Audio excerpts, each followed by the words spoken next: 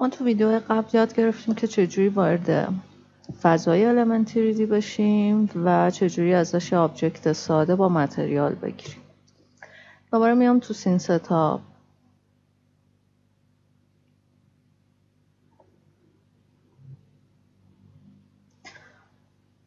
خب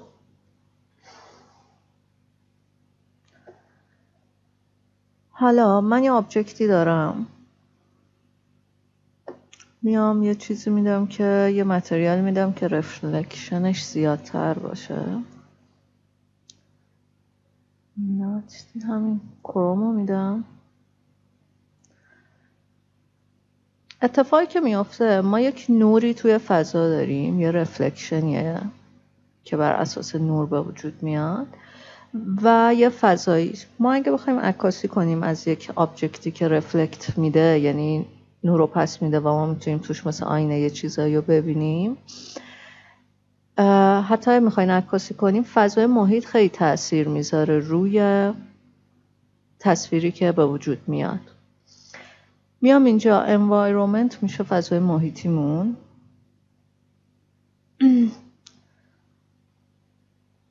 الان داره یک محیطی رو به ما پس میده تصویرشو. حالا من اگه بخوام اینو عوض کنم، میام environment همو عوض کردم، میبینین رفلکشنم تغییر میکنه چون آبجکت هم متریالی که روشه رفلکت داره، یه تصویری رو پس میده. پس مهمه که environment هم چی باشه. اگه محیط داخلیه، پس شما اگه یه فضایی دارین، خب تو 3D این اتفاق میفته، یه فضایی دارین، اگه مثلا فضای داخلیه از نور داخلی استفاده کنین. اگه فضای خارجیه محیطتون رو ببینین چجوریه. پس یه سری دیفالت از اینا داره، رفلکشن ها داره، یه سری هم خودتون میتونین اد کنین، یعنی هم رفلکشن هم آبجکت همه چی رو میتونین به فضای element 3D اضافه کنین.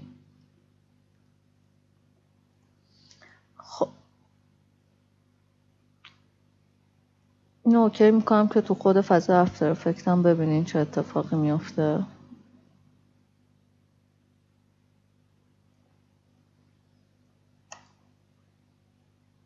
دوباره دارم میرم توی سین ستاپ.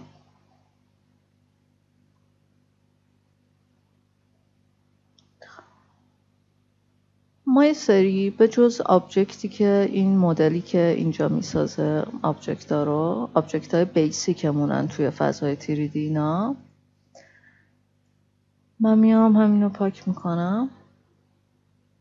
خب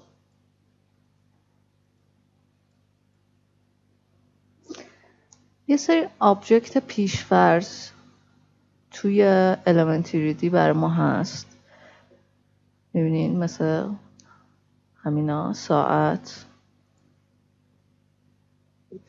زمین، کوکاکولا.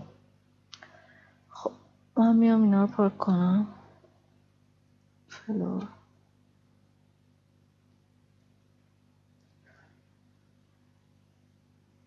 میبینین برای من یه قوطی داره الان اینجا و همه آبجکت های دیگه که دارین میبینین. نور محیط هم روش تاثیر میذاره، میتونم اونم تغییر بدم. میبینین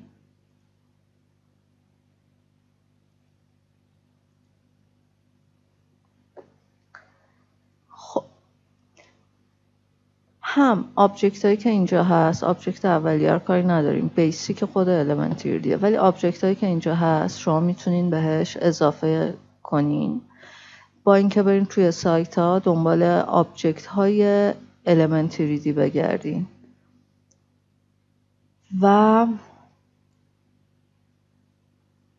عکس های HDRI که مخصوص عکس های محیطی هن، environment هم میتونین سرچ کنین، پیدا کنین، دانلود کنین و به اینا اد کنین. چون این انیمیت داشت، انیمیت هم روش میمونه.